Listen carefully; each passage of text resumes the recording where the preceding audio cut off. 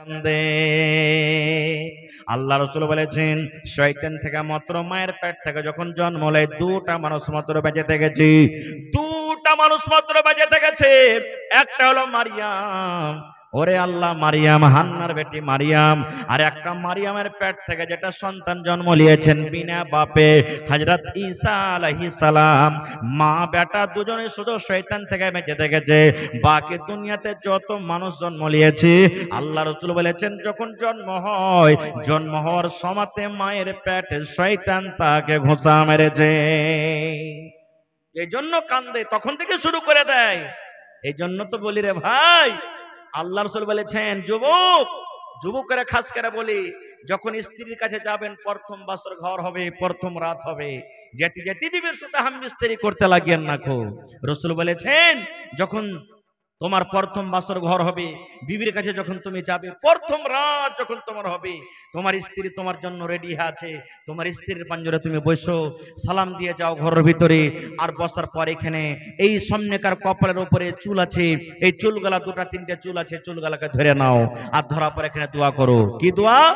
আল্লাহুম্মা ইন্নী আসআলুকা খাইরাহা ওয়া খাইরা মা জাবালতা আলাইহি ওয়া আউযু বিকা মিন শাররিহা ওয়া শাররি মা জাবালতাহা আলাইহি। এটা বিবির প্রথম যখন বিবির কাছে যাবেন এটা দোয়া পড়বেন। চুলের উপরে কপালের উপরে যে চুল আছে দু চারটা চুল ধরা পর পড়বেন। তারপর বিবির সাথে গল্প সল্প হয়ে গেল। আল্লাহ রাসূল বলেছেন উম্মত, যখন তুমি তোমার স্ত্রীর সাথে মিলন করবে, যখন তোমার স্ত্রীর সাথে সহবাস করবে, শয়তান থেকে বাঁচার জন্য তোমাকে একটা দোয়া পড়িতে হবে। কি দোয়াটা পড়িতে হবে? বিসমিল্লাহি আল্লাহুম্মা জান্নিবিনা শাইতান ওয়া জান্নিবিশ শাইতানা মা রাযাকতানা। বিবির সাথে যখন যখন মিলন করবেন, বিবির সাথে যখন যখন সহবাস করবেন, সহবাস করার আগে এই দোয়াটা আপনাকে পড়িতে হবে। এবারে বলবেন মাওলানা যদি দোয়াটা না পড়ে কি গুনাহ হবে, কি ক্ষতি হবে, কি নোকসান হবে?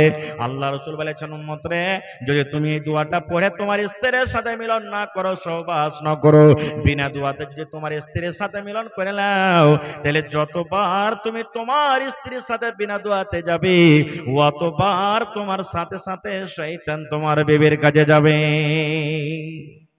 দেখেন শয়তান কত বড় দুশমন। বিনা দোয়াতে বিবির কাছে গেলেন, উখনো বাদ দিবেন, আপনার সাথে সাথে চলে যাবে। আর একটা জিনিস জানেন, নামাজ পড়ছি আমরা, আপনারা নামাজ পড়ছেন, ঈদের পড়েন, বকরিদের পড়েন, জুমার পড়েন, যে কোনো নামাজ পড়তে পড়তে আমার আপনার এই ব্রেনটা, মাথাটা এদিক ওদিকে চলে যায় না হঠাৎ করে?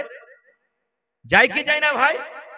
আপনি এখানে নামাজ পড়ছেন, হঠাৎ আপনার দেহে চলে আসছে, রে ধান লাগাইতে হবে, ওখানে লোকজন আছে, তাড়াতাড়ি এখানে নামাজ শেষ করবার দিয়ে যাবো লাহারি নিয়ে, আমাকে যেতে হবে কাপড়টি বাজার, অমুক জিনিস আনতে যেতে হবে। কোন জিনিস রেখেছেন আপনার মনে হয় না, আর নামাজে পট করে মনে চলে আসছে। আসে না?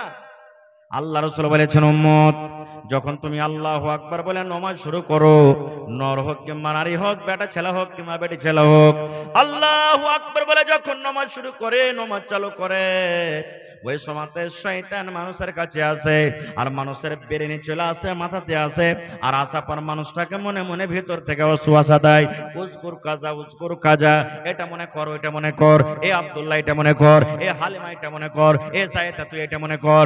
আল্লাহ রাসূল বলেছেন তোমাকে শয়তান মনে করাবে, এই কাজ মনে কর, ওই কথা মনে কর, ওই কথা মনে কর। রাসূল বলেছেন উম্মত রে, যখন তোমার ভিতরে এগুলা মনে আসবে, তখন তুমি নামাজের হালাতে বাম দিকে একটু মুখখানটাকে কায়েদ করে দাও, নামাজের হালাতে বাম দিকে তুমি মুখখানটা একটু ঘুরিয়ে নাও, আর ঘুরিয়ে নেওয়ার পর আউযু বিল্লাহি মিনাশ শাইতানির রাজিম পড়ো মনে মনে, আর তিনবার পা দিকে তুমি থুতু থুতু করে থুত করে দিয়ে দাও। তিনবার তুমি বাম দিকে মাথাটাকে ঘুরিয়ে দাও, যখন বেশি বেশি মনে আসবে তখন তুমি আউযু বিল্লাহি মিনাশ শাইতানির রাজিম মনে মনে পড়ে বাম দিকে তুমি তিনবার থুতু থুতু থুতু করে দাও। যেমন মায়েরা খালারা বাচ্চারকে মাথাতে থুত করে দেয় না, ওরকম ভাবে তিনবার তুমি বাঁ দিকে থুতু করে দাও। ফের লাচ্চা ছুপ দিয়ে দেন না, যে বায়াকার মানুষ যারা থাকবে ফের ভিজা না যায়, অল্প একটু থুতু থুতু করতে হবে আপনাকে। এটা হলো কি?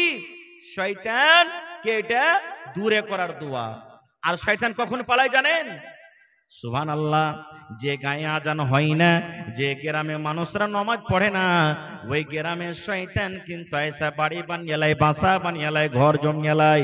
আল্লাহ রাসূল বলেছেন, উম্মত যখন গ্রামের ভিতরে মুয়াজ্জিন সাহেব যখন আজান দিতে শুরু করে দেয়, আল্লাহু আকবার, আল্লাহু আকবার, এই মতো যখন আজান দেয়, আল্লাহ রাসূল বলেছেন শয়তান তখন পাততে পাততে গ্রাম থেকে পালিয়ে যায়। হাদিসের কথা এটা। যখন আজান হয় তখন শয়তান হাওয়া ছাড়ে আর পালায়, পাছা দিক দিয়ে হাওয়া ছাড়ে আর পালায়, মানে পাততে পাততে শয়তান পালিয়ে যায়। বলবেন হাজী মাওলানা কেনে পাদে? এমনিও তো পালাতে পারবে, কিন্তু পাদে কেনে, কারণটা কি? এনে প্রশ্ন আছে না, আছে না? এই জন্য পাততে পাততে পালাই, এই জন্য পাছা দিক দিয়ে তারা হাওয়া বাড়ায়। আল্লাহর নাম থেকে তাকে এত নাফরাত, আল্লাহর নাম শুনবে না, আল্লাহর নাম তার কানে শুনবে না।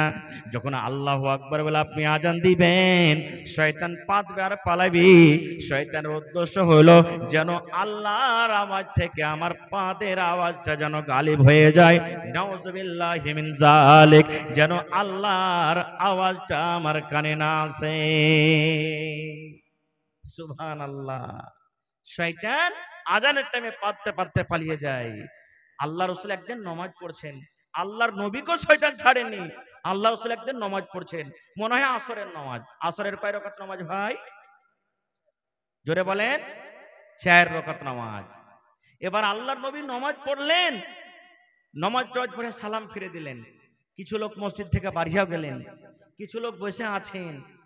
আর নবীজি কিন্তু 2 রাকাতই নামাজ পড়েছেন আসরের। কয় রাকাত? 2 রাকাত, সালাম ফিরে দিয়েছেন। এবারে আল্লাহ রাসূলের মন যে আমি 4 রাকাতই নামাজ পড়েছি, কিন্তু হয়েছে কয় রাকাত? 2 রাকাত নামাজ হয়েছে। কেউ কিন্তু আল্লাহ রাসূলকে সাহস করে বলতে পারেন না যে হুজুর ব্যাপার কি, আজ 2 রাকাত কেন নামাজ পড়লেন? কেউ বলতে পারেন না। সাহাবায়ে কেরামদের মধ্যে একজন সাহাবী, হাদিসে তার নাম এসেছে যুলিয়াদাইন। আসল নামটা আমি বলছি, ওর নাম হলো যুলিয়াদাইন। হাদিসে এসেছে হাতটা লম্বা, মানে 2 হাতওয়ালা। হাত তো সবারই আছে, মানে হাত লম্বা, এই জন্য তাকে যুলিয়াদাইন বলা হয়েছে। ও তখন বলছে যে না, আমি আল্লাহ রাসূলকে জিজ্ঞাসা করব, ছাড়বো না কো। সেই সাহাবী এসে আল্লাহ রাসূলকে বলছেন, ইয়া রাসূলুল্লাহ, আকসরাতিস সালাত আমনা সিতা, নামাজ আপনি ভুল করে দিয়েছেন পড়িতে, আর না নামাজ কমিয়ে দেওয়া হয়েছে। মানে তখন কোন হুকুম হইলো, ফের কোন হুকুম বাদ চলে গেল, এরকমও তো হয়তো। তো সেই সাহাবী এসে বলছেন, হুজুর নামাজ কমিয়ে দেওয়া হয়েছে না নামাজ ভুল করে দিয়েছেন আপনি? আল্লাহ রাসূল বলছেন, আরে সাহাবী, আমি নামাজও ভুল করিনি, আর আল্লাহর পক্ষ থেকে নামাজও কম হয়নি, আর আমি নামাজও ভুল করিনি। তখন সে সাহাবী বলছেন, না, একটা তো হয়েছে দুটার মধ্যে, ভাই আপনি নামাজ ভুল পড়েছেন, আর না তা আল্লাহর পক্ষ থেকে নামাজ কমিয়ে দেওয়া হয়েছে। বলছেন না, আল্লাহ রাসূল বলছেন না, আমি নামাজও কম পড়িনি, কি আল্লাহর পক্ষ থেকে নামাজও কম হয়নি। তখন বলছেন, হুজুর আজকে আপনি 2 রাকাত নামাজ পড়েছেন, আপনি আর 2 রাকাত নামাজ পড়ে সালাম ফিরে দিয়েছেন। 2 রাকাতই আপনি নামাজ পড়েছেন। এরকম আমাদের হয় কি হয় না? মেলাই দিন হয়ে যায় যে পড়তে হবে 4 রাকাত, এবার 3 রাকাত পড়ে সালাম ফিরে দিয়েছি, মনে হয় যে 4 রাকাত পড়ে নিয়েছি। পড়তে হবে 3 রাকাত, 2 রাকাত পড়ে সালাম ফিরে দিয়েছি, এরকম মেলাই দিন হয়ে যায়। তো ভাই আমার, এটা হওয়াটা বড় কথা না, এটাকে করে শয়তান মানুষকে ভুলিয়ে দেয়। এবার আল্লাহ রাসূল বললেন যে কি হয়েছে তোমাদের, বলো তো। বলছে, হুজুর আজকে আপনি 2 রাকাত নামাজ পড়েছেন। আল্লাহ রাসূল অন্যান্য সাহাবীরা যারা বসেছিলেন, হ্যাঁ গো, এই যুলিয়াদাইন যে কথাটা বলছে এটা সত্য না মিথ্যে? আজকে নাকি আমি 2 রাকাত নামাজ পড়েছি? বলছে, জি হুজুর, আজকে আপনি 2 রাকাত নামাজ পড়েছেন। এবার আল্লাহ রাসূল সাল্লাল্লাহু আলাইহি ওয়াসাল্লাম আবার 2 রাকাত নামাজ পড়লেন। আর নামাজ পড়ার পর এবারে সালাম ফেরার আগে খানে 2 রাকাত নামাজ পড়া হলো। এবার তাশাহুদ, দোয়া, দুরুদ যা আছে সব পড়ে নিলেন। পড়ার পর সালাম ফেরার আগাখানে 2টা সাজদায়ে সাহু, মানে ভুলে যাওয়ার সাজদা। শয়তানকে এটা তীর মারা হয়েছে, ঘোঁচা মারা হয়েছে। শয়তান তুই আমাকে যে ভুলিয়ে দিলি, এই জন্য তুই তীর খা, ঘোঁচা খা। এই জন্য শয়তানকে ঘোঁচা দেওয়ার জন্য, অপমান করার জন্য সাজদায়ে সাহু 2 রাকাত 2টা সাজদা করে নিলেন। তারপরে আল্লাহ রাসূল সাল্লাল্লাহু আলাইহি ওয়াসাল্লাম সালাম ফিরে দিলেন। তো দেখেন, শয়তান নবীকে ছাড়েননি। আর একটু আগে চলেন, কোন কোন জায়গাতে আল্লাহ রাসূল বলেছেন শয়তান যার মধ্যে ঈমান মজবুত আছে মানুষ জোর হয়ে যায় শয়তান থেকে। বলবেন কেমন কথা? আল্লাহর নবী একদিন বসে আছেন বাড়িতে, আর নবীজির স্ত্রীরা সব গোল করে নবীকে ঘেরে আছেন। নবীজির 11টা স্ত্রী, 11 জন স্ত্রী, সুবহানাল্লাহ। এবারে একসাথে কখন 5টা ছিলেন, কখন 6টা ছিলেন, কখন 7টা ছিলেন, কখন 9টা ছিলেন, একসাথে সমস্ত স্ত্রী নবীকে গোল করে নিয়ে আছেন। আর কি বলছেন জানেন? কেউ বলছেন নবীজি আমাকে এখানটা কাপড় দেন, কেউ বলছেন চাপ্পাল দেন, কেউ বলছেন চুড়ি দেন, কেউ বলছেন নাকের দেন, কেউ বলছেন কানের দেন, কেউ বলছেন উমুক দেন। যেমন আমাদের স্ত্রীরা আমাদের কাছে চাহে, চাহে কি চাহে না? বলেন ভাই, চাহে কি চাহে না? এই যে বকরিদ চলে গেল, কত মা খালা এমন আছেন, যদি কহে থাকে হালেমার বাপ কপরটি বাজার যাচ্ছে, এক ডাব্বা চুরি গালা লিয়ে আসিয়ে তো পরব চলে এলো। যদি আমার ভাইয়ের কাছে টাকা না থাকে, আর যদি বলে যে আচ্ছা যে চুরি আছে ওই চুরিতে তুমি এবার পরব করে এলো, তখন দিব পরে। কি বলবেন জানেন? এই মিনসে এই মুখ পড়া, এই কাঞ্জসের বাড়িতে আছে, জীবনে সুখ শান্তি হলো না। কত রকম কথা বলে দেয়। আল্লাহ রাসূলকে ঘেরাও করে আছেন সমস্ত বিবিরা। ইতিমধ্যে আল্লাহ নবীর শ্বশুর আল্লাহুস সামাদ, যেটা আল্লাহ নবীর শ্বশুর হযরত ওমর রাদিয়াল্লাহু তাআলা আনহু নবীর সাথে দেখা করার জন্য বাড়িতে চলে আসে। আমাদের মতন নয় যে হড়হড়িয়ে বাড়িতে চলে গেল, দুয়ার থেকে যে চাইছেন আসসালামু আলাইকুম। যেমনই উমর ফারুকের কথা শোনা, নবীজির সবটি বিবিরা ঘরের ভিতরে কোণাতে লুকিয়ে গেছে, সব যে ডরে ভয় সমস্ত বিবিরা লুকিয়ে গেছে। এবার বাড়িতে ঢুকলেন উমর রাদিয়াল্লাহু তাআলা আনহু, রাসূল মুচকি মুচকি হাসছেন। হযরত ওমর রাদিয়াল্লাহু তাআলা আনহু বললেন, ইয়া রাসূলুল্লাহ কিছু বুঝতে পারলাম না। আল্লাহ রাসূল বলেন, উমর কি তুমি বলতে চাইছো বলো। হযরত ওমর বললেন, ইয়া রাসূলুল্লাহ আমি যখন দুয়ারে ছিলাম, বাহিরে যখন দাঁড় হয়েছিলাম, আপনাদের বিবিদের গলার আওয়াজ আমি শুনতে পাচ্ছিলাম। মনে হয় আপনাকে তারা বিরক্ত করছিল, আপনার কাছে তারা কিছু চাইছিল, আপনার সাথে জোর জোর গলাতে আওয়াজ করে কথা বলছিল। নবী গো একটা কাউকে দেখতে পাই না। আল্লাহর নবী বলছেন, উমর রে ঠিক আমার বিবিরা আমার কাছে বিভিন্ন রকমের সামান তারা চাচ্ছিল রে ওমর, কিন্তু যখন তোমার আওয়াজ পেয়েছি, তোমার আওয়াজ শোনা মাত্র সমস্ত বিবিরা ঘরের ভিতরে লুকিয়ে গেছে, সবাই ঘরের ভিতরে লুকিয়ে গেছে।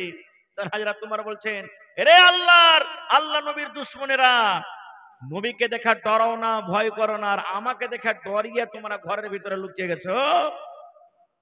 বিবিরা তখন ঘর থেকে উত্তর দিয়ে বলছেন, এ উমর বিন খাত্তাব, নবীকে দেখে ডর লাগে না, ভয় লাগে না, যতক্ষণই ডর আপনাকে দেখা লাগে। আয় আল্লাহর বান্দা উমর, আপনাকে দেখে যতক্ষণই ডর লাগে, ভয় লাগে, আমার নবীকে দেখে অতটুকু ডর লাগে না, ভয় লাগে না।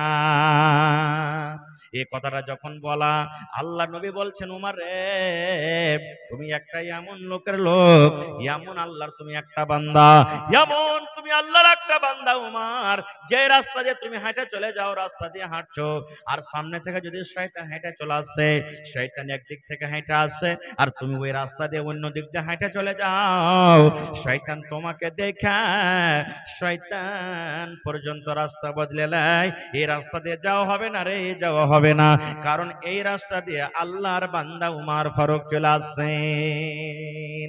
নারে তাকবীর! এই রাস্তা দিয়ে কি আসে? আল্লাহর বান্দা উমর ফারুক চলে আসেন। শয়তান পর্যন্ত তোমাকে দেখে ডর করে, ভয় করে। আচ্ছা, শয়তান কত বড় আলিম জানেন? শয়তান কত বড় আলিম! আল্লাহুস সামাদ। শয়তান কোনো ছোট মোটো জিনিস নয়, শয়তান খুব পড়ালেখা, বড় আলিম। বলবেন কেমন কথা? একটাই বুখারী সাহেবের হাদিস আপনাদের সামনে ধরি। আপনাদের এলাকাতে ফিতরার টাকা এক জায়গাতে জমা হয় কি হয় না?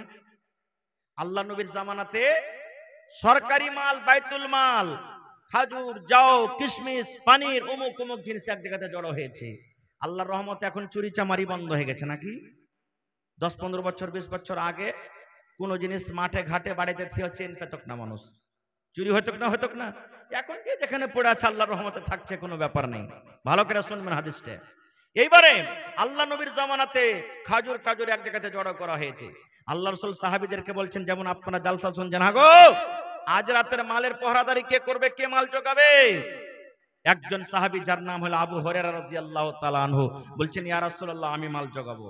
লম্বা হাদিস ছোট্ট করে বলছি।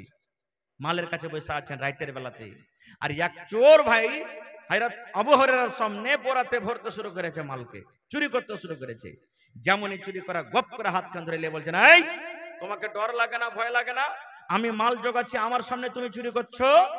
তখন চোর বলছে যে, ভাই রে, ছেলে পিলারা না খেয়ে আছে ভাই, না খেয়ে মরছে, কাঁদছে, কষ্ট দেখতে পারিনি, তাই মাল চুরি করতে এসেছি। ভাই ছেড়ে দে, আর আসবো না। বলছে আসবে না তো? না তো না, ছেড়ে দিলেন। ভোর হইল, নবীজি বলছেন, আবু হুরায়রা, রাতে কি ঘটনা ঘটেছিল নবীকে কে জানালছেন? রাতকার ঘটনাটা নবীকে কে জানালছেন? আল্লাহ জানিয়ে দিয়েছেন। বলছেন কি ঘটনা ঘটেছিল? চোর চুরি করতে আসেনি? বলছে হুজুর এসেছিল। বলছে তোমাকে কি বলেছে? বলছে আর আসবো না, তখন আমি ছেড়ে দিয়েছি। আল্লাহ রাসূল বললেন, ও আমার সাহাবী আবু হুরায়রা, তুমি শুনে নাও, যে চোর রাতের বেলাতে তোমার সাথে ওয়াদা করেছে আর চুরি করতে আসবো না, আসবো না, আবু হুরায়রা রে, আমি নবী বলি, ওই চোর আজ রাত্র চুরি করতে আসবে। হযরত আবু হুরায়রা বলছেন, হুজুর যে ওয়াদা করেছে আসবো না, নবী বলছেন, আমি নবী মিথ্যা কথা বলি না, চোর চুরি করতে আসবে। সুবহানাল্লাহ। ঠিক দ্বিতীয় রাতে আবার চোর চুরি করতে চলে এসেছে, ধরাও পড়ে গেছে। বলছে, হাজি, তুমি যে গত রাত্রে বলেছো আর চুরি করতে আসবো না, আর তুমি ফের আজকে চুরি করতে চলে এসেছো? আবার নিজের কষ্ট জানাইতে লাগলেন, ভাই রে, বাড়িতে ছেলে মেয়েরা না খেয়ে আছে ভাই, তাদের কষ্ট সহ্য করতে পারি না, তখন এসেছি, আর আসবো না ভাই, ছেড়ে দে। সেজন্য ছেড়ে দিলেন। কয় রাত হলো? জোরে বলেন, কয় রাত হলো? সকাল বেলাতে রাসূল বলছেন চুরি করতে আসেনি? বলছে হুজুর চুরি করতে এসেছিল, আবার আমি তাকে ছেড়ে দিয়েছি। আল্লাহ রাসূল বললেন, এ আমার আবু হুরায়রা সাহাবী, শোনো, ওই চোর আজ রাত্র চুরি করতে আসবে, কিন্তু ওকে আজকে ছাড়িও না, আমার কাছে ধরে নিয়ে আসবে, আমার কাছে চোরকে ধরে নিয়ে আসবে। ঠিক তৃতীয় রাত্রে হযরত আবু হুরায়রা বলছেন, আমি মালের কাছে বসে আছি, চোর চুরি করতে চলে এসেছে, আমি ধরেও নিয়েছি। ধরা পর কিন্তু বলছি, আজকে তোমার বাহানা শুনবো না, আজকে আমি ধরে নিয়ে যাব নবীর দরবারে, নবীর দরবারে ধরে নিয়ে যাব। চোর কত বড় বুদ্ধি দেখেন, হুঁশিয়ার পণ্ডিত মানুষ। চোর বলতে লাগলো, আবু হুরায়রা, তুমি যদি নবীর দরবারে আমাকে ধরে নিয়ে যাও, চোর বলে, নবী আমার হাত কাটবে, আমার হাত কাটা পড়বে, কারণ চোরের শাস্তি হলো, যদি কোনো মানুষ চুরি করে তার হাত কাটা পড়বে, হাত আমার কেটে যাবে। এবার চোর বলছে, রে আল্লাহর বান্দা, যদি তোমাকে আমি একটা দুয়া শিখিয়ে দিই রে ভাই, তোমাকে যদি একটা আমি মন্ত্র শিখিয়ে দিই, তোমাকে যদি একটা দুয়া শিখিয়ে দিই, সেই দুয়ার বিনিময়ে তুমি আমাকে ছাড়বে কি ছাড়বে না বলো? কে বলছে? চোর বলছে, ভাই রে, যদি তোমাকে আমি একটা দুয়া শিখিয়ে দিই, তাহলে তুমি আমাকে কি ছাড়বে, নবীর কাছে আর নিয়ে যাবে না? এই জামানার মানুষ আমরা যদি হতাম তো কি বলতাম? সালার বেটা, সালা চুরি চামারি করে খাইছে, আর ফের কত বড় দুয়া জানে, কত দুয়া আলা হয়ে গেছিস, তোর দুয়া বার হবে ওখানে, চল তুই নবীর দরবারে, এই কথাটাই বলতাম। কিন্তু সেই সাহাবী বলছেন, ভাইরে, যদি তুমি আমাকে সত্য একটা দুয়া শেখাও, যদি তুমি আমাকে সত্য একটা মন্ত্র শেখাও, দুয়া শিখে যদি আমার লাভ হয়ে যায়, হ্যাঁ ভাই, তোকে আমি ছেড়ে দেব, বল দোয়াটা কি? এবার চোর বলতে লাগলো, আমার সাথে সাথে বলো, আউযু বিল্লাহি মিনাশ শাইতানির রাজিম, বিসমিল্লাহির রহমানির রহিম, আল্লাহু লা ইলাহা ইল্লাহু আল হাইয়ুল কাইয়্যুম, লা তাখুযুহু সিনাতুন ওয়ালা নাওম। গোটা শিখিয়ে দিলেন। আচ্ছা বলেন তো এটার নাম কি? জোরে বলেন। আয়াতুল কুরসি। এটার নাম কি? আয়াতুল কুরসি গোটা শিখিয়ে দিলেন। শিখা যখন হয়ে গেল, এবার চোর বলছে, ভাই আবু হুরায়রা, তুমি আমাকে জিজ্ঞাসা করবেন এটা শিখে কি লাভ আছে, দুয়াটা শিখে কি লাভ আছে, দুয়াটার ভিতরে কি লুকা আছে, দুয়াটা শিখে কি পাবো? এবার বলছে, হ্যাঁ ভাই তুমি বলো, এই দুয়া তোমাকে শিখালে এই দুয়াটা শিখে কি লাভ আছে, কি উপকার আছে? চোর বলতে লাগলো, ভাই রে, যখন তুমি এশারের নামাজ পড়বে, এশারের নামাজ পড়ার পর বাড়ির ভিতরে যখন তুমি যাইবে, বিছানায় যখন তুমি বসবে, বিছানে শোয়ার আগে আগে, বালিশে মাথা দেওয়ার আগে আগে তুমি যদি বিছানে বসে বসে আউযুবিল্লাহ বিসমিল্লাহ পড়ে যদি তুমি গোটা আয়াতুল কুরসি একবার পড়ে নাও রে ভাই, আল্লাহ রাব্বুল আলামিনের পক্ষ থেকে তোমার বাড়িতে আল্লাহ একটা ফেরেশতা পাঠিয়ে দিবেন। ওই ফেরেশতা বাড়িতে তোমার আসবে, ওই ফেরেশতা এসে তোমার মোটরসাইকেল জোগাবে, ওই ফেরেশতা এসে তোমার গম জোগাবে, ওই ফেরেশতা এসে তোমার বকরি জোগাবে, ওই ফেরেশতা এসে তোমার ছাগল জোগাবে, ওই ফেরেশতা এসে তোমার মুরগি মুরগা জোগাবে। গোটা রাত ফজর পর্যন্ত তোমার বাড়িতে পহরাদারি করবে, কোন চোর তোমার বাড়িতে চুরি করতে পারবে না। নারে তাকবীর। নবী তোমার নাম শুনিয়া পাগল আমার মনটা গো, নবী একবার দেখা দিও গো। নবী তোমার নাম শুনিয়া পাগল আমার মনটা গো, নবী একবার দেখা দিও গো, নবী একবার দেখা দিও গো। হাসরেতে দিও গো দেখা, দেখব নয়ন ভরে গো। কিয়ামতে দিও গো দেখা, দেখব নয়ন ভরে গো। নবী একবার দেখা দিও গো, নবী একবার দেখা দিও গো। নবীর প্রেমে পাগল হইয়া ঘর বাড়ি ছাড়িলাম গো, নবীর প্রেমে পাগল হইয়া ঘর বাড়ি ছাড়িলাম গো। নবী একবার দেখা দিও গো, নবী একবার দেখা দিও গো। নারে তাকবীর। গোটা আয়াতুল কুরসি শিখে যখন হয়ে গেল, যা ভাই যা, যা তোকে ছেড়ে দেন যা। নবীর দরবারে চলে এলেন ভোরে। রাসূল বলছেন, আবু হুরায়রা চোর কি চুরি করতে আসেনি? হযরত আবু হুরায়রা বলছেন, ইয়া রাসূলুল্লাহ চোর চুরি করতে এসে চলো। আল্লাহ রাসূল বললেন, রে আবু হুরায়রা, তোমাকে তো আমি বলেছিলাম আজ রাত্রে চোর চুরি করতে আসবি, ওই চোরটাকে আমার দরবারে ধরে নিয়ে আসবে, তুমি কেন নিয়ে আসোনি? এবার হযরত আবু হুরায়রা বলছেন, ইয়া রাসূলুল্লাহ ওই চোর আমাকে একটা সুন্দর দোয়া শিখিয়েছে নবী গো, ওই চোর আমাকে একটা দোয়া শিখিয়েছেন, ওই দোয়া শেখার কারণে আমি তাকে ছেড়ে দিয়েছি। নবীজি বলছেন, কি শিখালছে তোমায় বলো তো দেখি দোয়াটা কি? এবার হযরত আবু হুরায়রা বলছেন, ইয়া রাসূলুল্লাহ আউযু বিল্লাহি মিনাশ শাইতানির রাজিম, বিসমিল্লাহির রহমানির রহিম, আল্লাহু লা ইলাহা ইল্লাহু আল হাইয়ুল কাইয়্যুম লা তাখুযুহু সিনাতুন ওয়ালা নাওম। এই করে করে সুবহানাল্লাহ গোটা আয়াতুল কুরসি শিখিয়ে দিলেন। এবার নবী বলছেন, আর চোর কি বলেছে? হযরত আবু হুরায়রা বলেন, ইয়া রাসূলুল্লাহ চোর আমাকে বলেছে যখন তুমি এশারের নামাজ পড়া হয়ে যাবে, যখন বাড়ির দিকে তুমি রওনা হয়ে যাবে, বিছানে মাথা দেওয়ার আগে আগে, ঘুমার আগে আগে একবার যদি তুমি আয়াতুল কুরসি পড়ে নাও, আল্লাহ রাব্বুল আলামিনের পক্ষ থেকে তোমার বাড়িতে একটা ফেরেশতা আসবেন, ওই ফেরেশতা এসে তোমার বাড়িতে পহরাদারি করবে, তোমার মোটরসাইকেল জোগাবে, তোমার ঘর জোগাবে, তোমার গম জোগাবে, তোমার বকরি জোগাবে, তোমার ভেড়া ভেড়ি জোগাবে, গোটা রাত তোমার বাড়িতে পহরাদারি করবে, কোন চোর তোমার বাড়িতে চুরি করতে পারবে না। নবীজি চোর আমাকে এটা শিখাচ্ছে, তখন আমি ওকে ছেড়ে দিয়েছি। রাসূল তখন বলছেন, চোর ঠিকই বলেছে। নবী তাসদীক করে নিলেন, দেখেন চোর ঠিকই বলেছে। এবার নবী বলছেন, আবু হুরায়রা দিন রাত থেকে যে তোমার কাছে চুরি করতে আসে এটা কে তুমি জানো? বলছেন, কে ওইটা? ওইটা হলো চোর, একটা চোর চুরি করতে আসছিল। আল্লাহ রাসূল বলেন, না রে খেপা, না ওটা চোর নয় রে, না রে পাগল ওটা নয়, ওটা চোর নয় রে, ওটা হলো জাকা শয়তান, ওটা হলো শয়তান রে, যে মানুষের রূপে 3 রাত থেকে মাল চুরি করতে আসছিল। ওটা শয়তান, ওটা চোর নয়, মানুষের রূপে তোমার মাল চুরি করতে এসেছিল। তখন বলছে, হুজুর শয়তান এত বড় ভালো ভালো দোয়া জানেন?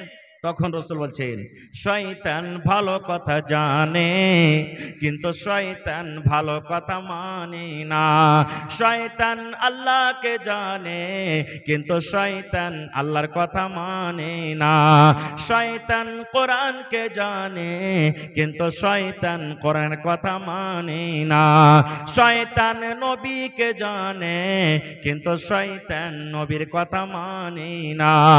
আপনি ভালো কথা কথা জানেন, আপনি ভালো কথা মানেন, আপনি কোরআনকে জানেন, আপনি কোরআনের কথা মানেন, আপনি নবীকে জানেন, আপনি নবীর কথা মানেন, আপনি জানেন এবং মানেন বলে ঈমানদার।